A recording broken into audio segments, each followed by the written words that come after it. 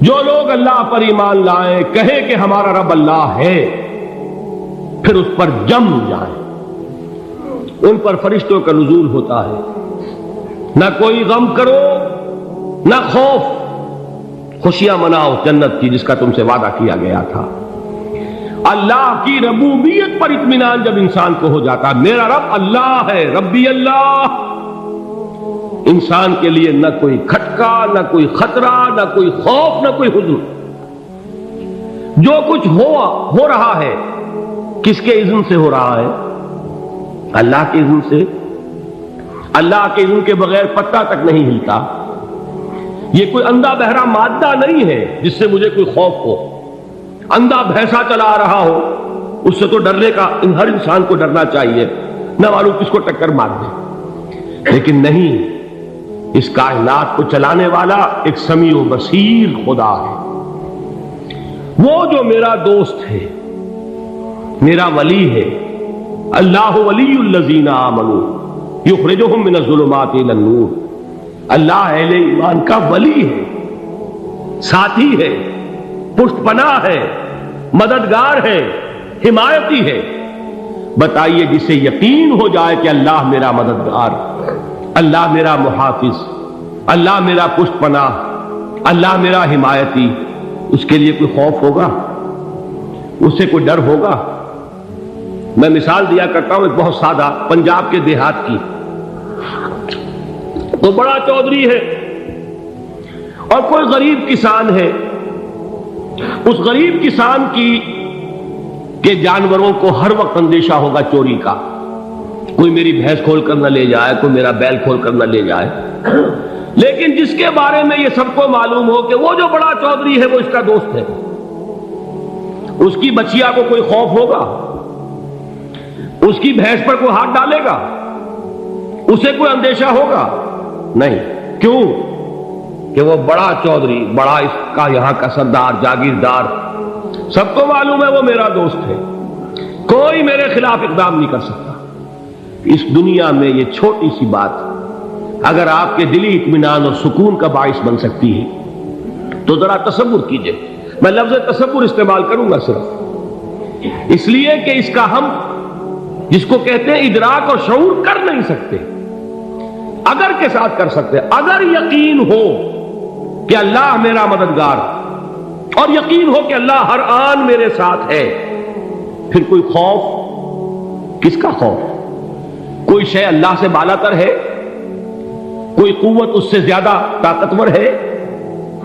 کوئی اس کے ارادے کو بدلنے والا ہے؟ کوئی اس کی مشیت کے آڑے آنے والا ہے؟ یہی بات ہے جو حضور نے فرمائی، یہ ایمان کا حاصل ہے لب لباب،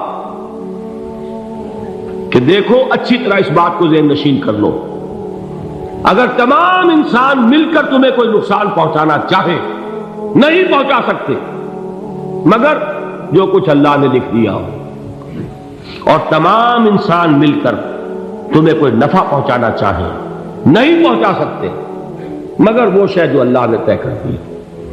آپ پھر میں کہوں گا ذرا طاری کیجئے، اسے فرض کیجئے، اسے سوچئے۔ اگر اس حدیث پر ہمارا دل ٹھکا ہوا ہو تو کسی سے ڈر ہوگا؟ یہ مجھے نقصان نہ پہنچا دے، یہ میری رپورٹ خراب نہ کر دے، یہ میری انکریمنٹ نہ رکوا دے، یہ میرا یہ نہ بگاڑ دے، یہ میرے یہ نقصان نہ پہنچا دے۔ اس کا ڈر، اس کا ڈر، اس کا خوف، اس کی خوشامد، اس کے لیے جا کر طرح طرح سے اپنی عزت نفس کو ذلیل کروانا اس کے سامنے، یہ سب کچھ کیوں کرتا ہے انسان؟ جب سمجھتا ہے کہ اس کے ہاتھ میں میرا کوئی نفع ہے، اس کے ہاتھ میں میرے لیے کوئی ضرر ہے، یہ مجھے کوئی غضب پہنچا سکتا ہے، یہ مجھے کوئی نقصان پہنچا سکتا ہے، یہ میرا کوئی کام بنا سکتا ہے، یہ میری کوئی ضرورت پوری کر سکتا ہے، اسی کا نام شرک ہے۔ جہاں آپ نے یہ سمجھا کہ غیر اللہ کے اندر کوئی طاقت موجود ہے، وہی شرک ہے۔ بتوں سے تجھ کو امیدیں، خدا سے نو امیدی، مجھے بتا تو صحیح اور کافری کیا ہے؟ شرک تو یہ ہے۔ جس پر بھی تمہیں یہ خیال ہے، کلمہ ہے یہ کلمہ سوم، لا حول ولا قوت الا باللہ، ذرا اس پر دل کو کبھی اگر آپ تصور کریں، پھر فرض کریں، دل ٹھک جائے اس پر، کوئی طاقت نہیں۔ یہی بات تھی جو شیخ عبد القادر جیلانی رحمۃ اللہ علیہ نے اپنی وصیت میں اپنے بچے سے کہی. 11ویں دینے والے ہیں، لیکن حضرت شیخ عبد القادر جیلانی کی وصیت اور تعلیمات کو کتنے لوگ ہیں کہ جانتے ہو؟ یہ جن مقامات تک پہنچے ہیں وہ کس چیز کی بدولت پہنچے؟ انہوں نے جو پیغام دیا وہ کیا تھا؟ اے میرے بچے، جس طریقے سے قرآن مجید میں حضرت لقمان کی نصیحتیں جو ہے نقل کر دی گئی ہیں، میں یہ عرض کروں گا بالفرض اگر قرآن حضرت عبد القادر جیلانی کے بعد نازل ہوا ہوتا تو شیخ عبد القادر کی یہ نصیحتیں بھی قرآن میں درج ہوتی.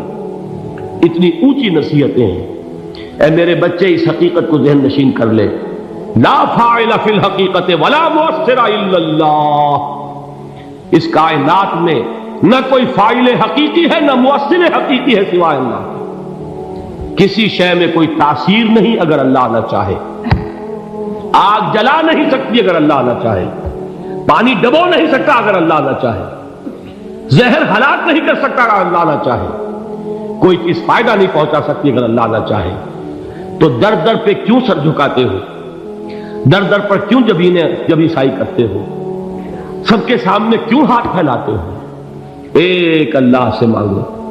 ایک اللہ کے سامنے زمین پر اپنی جبین رکھو. لا فاعل فی الحقیقت ولا مؤثر الا اللہ. نظر آتا ہے ہمیں کہ پانی پیاس بجھا دیتا ہے. پیاس بجھانے کی صلاحیت پانی میں نہیں ہے، اللہ کے اذن سے. کھانا بھوک مٹا دیتا ہے. بھوک مٹانے کی صلاحیت کھانے میں نہیں ہے، اذن رب میں. دیکھیے یہی یقین تھا. حضرت موسیٰ علیہ السلام کا واقعہ یاد کیجئے. سامنے سمندر آ گیا ہے. قوم دیکھتی ہے پیچھے کہ گرد و غبار کا طوفان. معلوم ہوا کہ فرعون اپنے لشکر سمیت آ گیا. لشکر جب چلتا تھا تیز رفتاری کے ساتھ تو گرد و غبار کا جو طوفان اٹھتا تھا اس کا تصور کیجیے. اور لمحہ بلمحہ وہ قریب آ رہا ہے. پوری قوم نے کیا کہا؟ اے موسیٰ انا لمدرکون. اے موسیٰ ہم کو پکڑے گئے. قرآن مجید نے تو یہاں وہ باتیں نہیں لکھی ہیں، لیکن تورات میں یہ درج ہے کہ بنی اسرائیل جھگڑنے لگے، دست و گریبان ہو گئے موسیٰ کے ساتھ. موسیٰ نے یہاں مروایا لا کر، اس سے تو ہم ہی بہتر تھے. وہاں کھانے کو ملتا تھا، زندگی تو تھی، بیگار ہم کر رہے تھے، موت تو نہیں تھی. اب جو کچھ ہوگا اس کا تصور کرو، جس طریقے سے ہمارے ٹکڑے اڑائے جائیں گے. تو لڑ رہے ہیں حضرت موسیٰ علیہ السلام سے. یہ تورات کی تفصیل ہے. قرآن میں صرف اتنا آیا ہے، پریشان ہو کر انہوں نے کہا انا لمدرکون. موسیٰ ہم کو پکڑے گئے. اس وقت موسیٰ کا جواب کیا ہے؟ کلا ان معی ربی سیہدین. نہیں، میرے ساتھ میرا رب ہے، وہ راستہ دے گا. بتائیے کہاں راستہ نظر آ رہا ہے؟ یہ ہے ایمان بالغیب. راستہ نظر نہ آئے تب اللہ پر یقین ایمان ہے. جیب میں پیسے ہوں اور تب دل کو اطمینان ہے تو ایمان کس پر ہوا؟ پیسے پر، اللہ پر نہیں. جب وسائل و ذرائع نہ ہو اور پھر یقین ہو کہ اللہ مسبب الاسباب ہے، وہ اسباب کا پابند نہیں ہے، وہ اسباب کا محتاج نہیں ہے، اسباب اس کے محتاج ہے. اگر یہ یقین ہے تو اللہ پر ایمان ہے. یہ نہیں ہے تو تمہارا ایمان اسباب پر ہے، وسائل پر ہے، ذرائع پر ہے، مادیات پر ہے، اللہ پر نہیں. اس وقت کہاں راستہ تھا؟ کوئی راستہ تھا؟ سمندر ہے اور ادھر سے لشکر آ گیا ہے. کلا ان معی ربی سیہدین. اب دیکھیے ایمان کہہ دینا آسان ہے، ہوا معکم اینما کنتم. جہاں کہیں بھی تم ہوتے ہو اللہ تمہارے ساتھ ہوتا ہے. لیکن اس کا یقین قائم ہو جائے تو زمین و آسمان کا فرق واقع ہو جائے. یہی بات ہوئی حضور کے ساتھ. غار ہے، چھپے ہوئے ہیں محمد رسول اللہ اور آپ کے وہ یار غار ابو بکر صدیق رضی اللہ تعالی عنہ. اقبال نے حضرت ابو بکر کی شان میں چند اشعار کہیں صرف، لیکن واقعہ یہ ہے کہ بھاری بھاری نظموں پر اور قصیدوں پر بھاری ہے. طویل ترین نظمیں اور قصیدے ہوں ان پر بھاری ہے. ہمتیں ابو بکر کی ہمت جو ہے کشت ملت را جو ابر، جیسے بارش سے کھیتی اپجتی ہے، ابو بکر کی ہمت اور عزیمت اس امت کو اسی طرح سینچنے والی ہے۔ ثانیے اسلام و غار و بدر و قبر، وہ دوسرے تھے اسلام میں، دوسرے پہلے کون تھے؟ انا اول المومنین، حضور فرماتے سب سے پہلا ایمان لانے والا میں، دوسرے ابو بکر۔ ویسے ہمارے ہاں یہ چلتا ہے اختلاف، حضرت علی پہلے ہیں کہ حضرت ابو بکر پہلے ہیں، لیکن اس میں بڑی خوبصورت تطبیق قائم کی ہے علماء نے، اور بہت صحیح ہے۔ چار کے بارے میں فیصلہ ہی مت کرو کہ کون پہلے، ان کی ایک عجیب تقسیم کر دی ہے۔ آزاد مردوں میں، بالغ مردوں میں سب سے پہلے ابو بکر، بچوں میں سب سے پہلے علی، خواتین میں سب سے پہلے خدیجہ، اور غلاموں میں سب سے پہلے زید بن حارثہ۔ بڑی پیاری تقسیم ہے، یہ چاروں ہی پہلے ہیں، ہر ایک کے لیے اولیت ہے۔ اور واقعہ یہ ہے کہ اگر زمانی اعتبار سے تعین ہوگا تو پہلے خدیجۃ الکبریٰ آئیں گی رضی اللہ تعالی عنہ، کسی اور سے بات کرنے کی نوبت بعد میں آ سکتی ہے، پہلے تو اہلیہ محترمہ سے بات ہوئی، آتے ہی پہلی وحی ہوئی ہے، ابھی تبلیغ کا حکم نہیں تھا، کس کو بتایا واقعہ؟ ابھی اپنی نبوت کی تبلیغ کا تو حکم ہی نہیں آیا، واقعہ کس کا ہے؟ وہ خدیجہ کا ہے۔ جب کہا ہے کہ خشیت علی نفسی، مجھے اپنی جان کا اندیشہ ہے، تو کیا جواب دیا خدیجہ نے رضی اللہ تعالی عنہا؟ وہ صدیقۃ الکبریٰ ہے، صدیقات جو ہے خواتین، ان میں چوٹی پر خدیجۃ الکبریٰ ہے رضی اللہ تعالی عنہا، اور صدیق جو مرد ہیں ان میں صدیق اکبر ہے ابو بکر صدیق رضی اللہ تعالی عنہ، لیکن صدیقات میں چوٹی پر۔ جب حضور نے فرمایا خشیت علی نفسی، کیا فرمایا، کیا عرض کیا، کیسے تسلی دی؟ نہیں نہیں، اللہ آپ کو ضائع نہیں کرے گا، آپ غریبوں کے ہمدرد ہیں، آپ مساکین کے تکالیف رفع کرنے والے ہیں، آپ بیواؤں کی سرپرستی کرتے ہیں، آپ مسافروں کی خدمت کرتے ہیں، اللہ آپ کو ضائع نہیں کرے گا، یہ یقین ہے اس خاتون کے اندر۔ خیر وہ ایک علیحدہ بات ہو جائے گی۔ میرے دل پر حضرت خدیجہ رضی اللہ تعالیٰ عنہ کی شخصیت کا بڑا گہرا نقش ہے، جو وہ کوئی اور ہی وقت اور موقع ہوا تو بیان ہوگا۔ بہرحال اقبال نے ایک مصرے میں جو چار اولیتیں جمع کر دی ہیں، ہمت او کشت امت را چو ابر، ثانی اسلام و غار و بدر و قبر۔ اسلام میں حضور کے بعد پہلے کون؟ ابو بکر، غار میں حضور کے ساتھ کون؟ ابو بکر، بدر کی رات اللہ کا رسول سربسجود، وہ جھاڑ، وہ گھاس پھوس کی جو جھوپڑی بنائی گئی تھی، اور وہاں تلوار ننگی لے کر پہرا دینے والا کون؟ ابو بکر، اور اس حجرہ عائشہ میں محمد کے بعد سب سے پہلے دفن ہونے والا کون؟